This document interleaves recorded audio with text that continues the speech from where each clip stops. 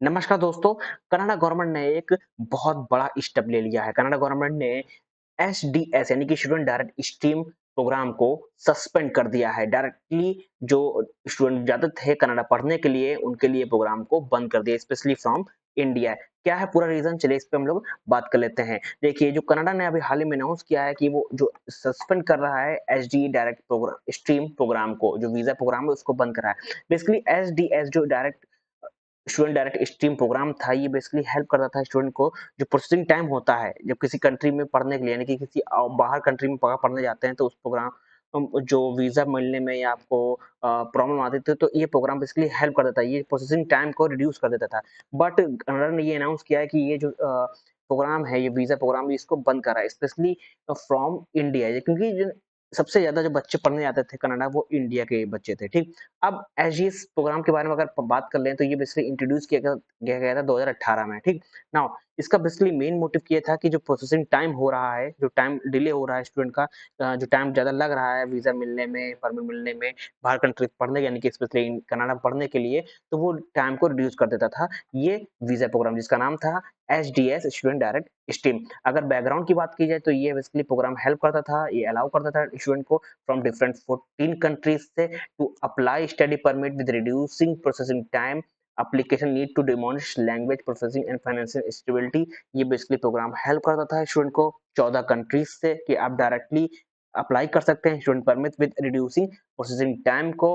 और यहाँ पे जो लैंग्वेज प्रोफिशिएंसी है, फाइनेंशियल स्टेबिलिटी है, वो बेसिकली हायर अप्रूवल यहाँ पे जल्दी मिल जाता था, कि क्विक प्रोसेस था। और अट्रैक्टिव, बेसिकली ये अट्रैक्ट करता था इंडियन स्टूडेंट, क्योंकि इंडियन स्टूडेंट बहुत ज्यादा कनाडा पढ़ने जाते थे। ठीक, और तो अब ये गवर्नमेंट ने ये वीज़ा प्रोग्राम को बंद कर दिया है, ठीक? अब रीज़न क्या बताया गया, चलिए इस पे बात कर लेते हैं। देखिए, कनाडा गवर्नमेंट ने ये कहा है कि जो रीज़न है, वो हाउसिंग शॉर्टेज को लेकर, राइजिंग लिविंग कॉस्ट को लेकर, pressure on public service, S ये जो 3 रीज़न है, इस 3 रीज़न की वजह से इनको ये जो प्रोग्राम है, ये डिसकंटिन्यू करना पड़ा है। क्योंकि अभी आप जानते हैं कि कनाडा में जो लिविंग कॉस्ट है, वो सबसे ज़्यादा है, हाउसिंग शॉर्टेज भी है।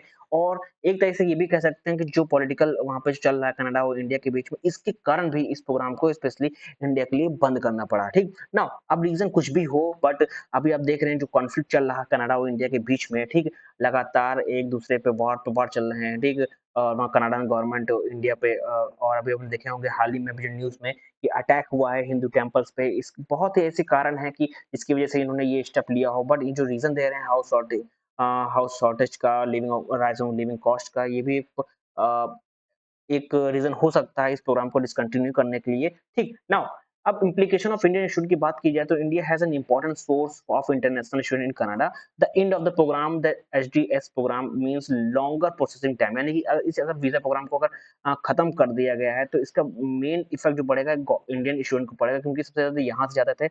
अब क्या होगा, जो प्रोसेसिंग टाइम था, जो अप्लाई करने का था, स्टूडेंट परमिट जो अप्लाई करने का जो पहले कम टाइम लगता था, अब वो टाइम ज़्यादा लगेगा। ठीक, नाउ ये फास्ट ट्रैक ऑप्शन को हटा दिया गया, ठीक।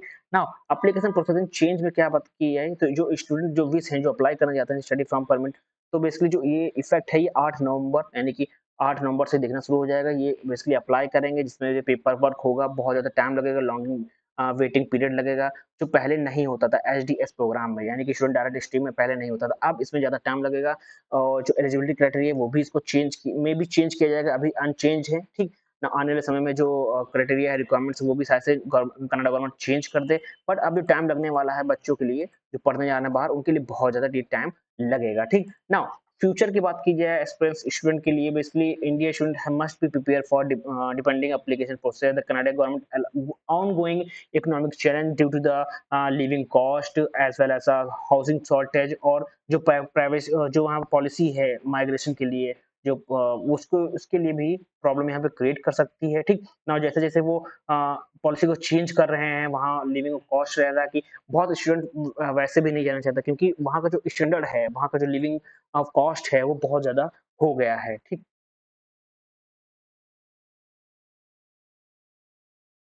नमस्कार दोस्तों, कनाडा गवर्नमेंट ने एक बहुत बड़ा स्टेप ले लिया है। कनाडा गवर्नमेंट ने एसडीएस यानी कि स्टूडेंट डायरेक्ट स्ट्रीम प्रोग्राम को सस्पेंड कर दिया है। डायरेक्टली जो स्टूडेंट जाते थे कनाडा पढ़ने के लिए, उनके लिए प्रोग्राम को बंद कर दिया, स्पेशली फ्रॉम इंडिया है। क्या है पूरा रीज़न चलिए इस पे हम लोग बात कर लेते हैं। देखिए जो कनाडा ने अभी हाल ही में अनाउंस किया है कि वो जो सस्पेंड कर रहा है एसडी डायरेक्ट स्ट्रीम प्रोग्राम को, जो वीज़ा प्रोग्राम है उसको बंद कर रहा है। बेसिकली एसडीएस जो direct student direct stream programme था, ये बेसिकली हेल्प करता था स्टूडेंट को। जो प्रोसेसिंग टाइम होता है जब किसी कंट्री में पढ़ने के लिए, यानी कि किसी बाहर कंट्री में पढ़ने जाते हैं, तो उस प्रोग्राम जो वीज़ा मिलने में या आपको प्रॉब्लम आती थी, तो ये प्रोग्राम बेसिकली हेल्प कर देता है, ये प्रोसेसिंग टाइम को रिड्यूस कर देता था।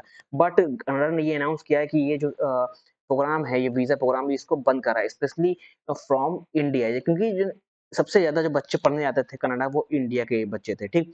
अब एसजीएस प्रोग्राम के बारे में अगर बात कर लें, तो ये बेसिकली इंट्रोड्यूस किया गया था 2018 में, ठीक? नाउ इसका बेसिकली मेन मोटिव ये था कि जो प्रोसेसिंग टाइम हो रहा है, जो टाइम डिले हो रहा है स्टूडेंट का, जो टाइम ज़्यादा लग रहा है वीज़ा मिलने में, परमिट मिलने में, बाहर कंट्री पढ़ने यानी कि स्पेशली कनाडा पढ़ने के लिए, तो वो टाइम को रिड्यूस कर देता था ये वीज़ा प्रोग्राम, जिसका नाम था एसडीएस स्टूडेंट डायरेक्ट स्ट्रीम। अगर बैकग्राउंड की बात की जाए, तो ये बेसिकली प्रोग्राम हेल्प करता था, ये अलाउ करता था स्टूडेंट को फ्रॉम डिफरेंट 14 कंट्रीज से to apply study permit with reducing processing time. Application need to demonstrate language processing and financial stability. ये बेसिकली प्रोग्राम हेल्प करता था स्टूडेंट को 14 कंट्रीज से कि आप डायरेक्टली अप्लाई कर सकते हैं student permit with reducing processing time को। और यहाँ पे जो लैंग्वेज प्रोफिशिएंसी है, फाइनेंशियल स्टेबिलिटी है, वो बेसिकली हायर अप्रूवल यहाँ पे जल्दी मिल जाता था, कि क्विक प्रोसेस था। और अट्रैक्टिव बेसिकली ये अट्रैक्ट करता था इंडियन स्टूडेंट, क्योंकि इंडियन स्टूडेंट बहुत ज़्यादा कनाडा पढ़ने जाते थे, ठीक? और तो अब ये गवर्नमेंट ने ये वीज़ा प्रोग्राम को बंद कर दिया है, ठीक? अब रीज़न क्या बताया गया, चलिए इस पे बात कर लेते हैं। देखिए कनाडा गवर्नमेंट ने ये कहा है कि जो रीज़न है वो हाउसिंग शॉर्टेज को लेकर, राइजिंग लिविंग कॉस्ट को लेकर, pressure on public service, S ये जो 3 रीज़न है, इस 3 रीज़न की वज़ह से इनको ये जो प्रोग्राम है ये डिसकंटिन्यू करना पड़ा है। क्योंकि अभी आप जानते हैं कि कनाडा में जो लिविंग कॉस्ट है वो सबसे ज़्यादा है, हाउसिंग शॉर्टेज भी है। और एक तरह से ये भी कह सकते हैं कि जो पॉलिटिकल वहाँ पे जो चल रहा है कनाडा और इंडिया के बीच में, इसके कारण भी इस प्रोग्राम को स्पेशली इंडिया के लिए बंद करना पड़ा, ठीक? नाउ अब रीज़न कुछ भी हो, बट अभी आप देख रहे हैं जो कॉन्फ्लिक्ट चल रहा है कनाडा और इंडिया के बीच में, ठीक? लगातार एक-दूसरे पे वार पे वार चल रहे हैं, ठीक? वहाँ कनाडान गवर्नमेंट इंडिया पे और अभी आपने देखे होंगे हाल ही में भी जो न्यूज़ में कि अटैक हुआ है हिंदू टेम्पल्स पे, इस बहुत ही ऐसे कारण हैं कि जिसकी वज़ह से इन्होंने ये स्टेप लिया हो। बट ये जो रीज़न दे रहे हैं हाउस शॉर्टेज का, राइज़ ऑन लिविंग कॉस्ट का, ये भी अ, एक रीज़न हो सकता है इस प्रोग्राम को डिसकंटिन्यू करने के लिए, ठीक। नाउ अब इम्प्लीकेशन ऑफ इंडियन स्टूडेंट की बात की जाए, तो India has an important source of international student in Canada. The end of the programme, the HDS programme means longer processing time, यानी कि इस अगर वीज़ा प्रोग्राम को अगर खत्म कर दिया गया है, तो इसका मेन इफेक्ट जो पड़ेगा इंडियन स्टूडेंट को पड़ेगा, क्योंकि सबसे ज़्यादा यहाँ से जाते थे। अब क्या होगा, जो प्रोसेसिंग टाइम था, जो अप्लाई करने का था, स्टूडेंट परमिट जो अप्लाई करने का जो पहले कम टाइम लगता था, अब वो टाइम ज़्यादा लगेगा, ठीक। नाउ ये फास्ट ट्रैक ऑप्शन को हटा दिया गया है, ठीक।